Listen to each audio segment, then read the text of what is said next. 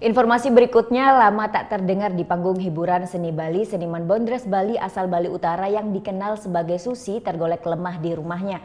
Memiliki nama asli Made Ngurah Sadika, hampir setahun tergolek di rumahnya karena mengalami sakit gagal ginjal dan diabetes.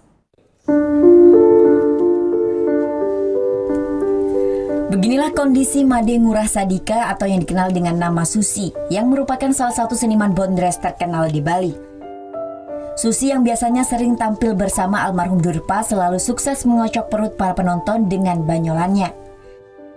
Namun hampir setahun ini Susi Bondres tak terdengar di panggung hiburan kesenian Bali dan ternyata Susi mengalami sakit yang cukup berat.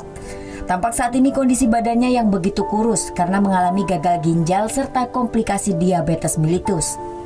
Dalam kesehariannya Susi pun susah tidur di atas tempat tidurnya lantaran pinggangnya terus mengalami sakit akibat gagal ginjal yang dialaminya. Untuk bertahan hidup, Susi pun setiap 2 kali dalam seminggu harus masuk rumah sakit lakukan cuci darah. Namun untuk melakukan cuci darah ini pun memerlukan biaya yang cukup besar. Menurut sang anak Gede Arya Darmadi, setiap melakukan cuci darah dirinya memerlukan biaya sebesar Rp900.000.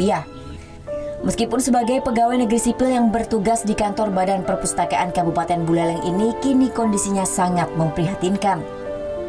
Ya semoga Bapak cepat kembali seperti semula ya, biarpun nggak 100%, ya bisa membaik lah. Kini peran Susi di atas panggung sementara waktu digantikan oleh sang anak. Meskipun terkadang suara yang seharusnya sebagai perempuan yang dikeluarkan Gede Arya Darmadi tak sama dengan sang ayah, namun masih diterima oleh masyarakat yang menonton. Putu Wijana melaporkan untuk NET.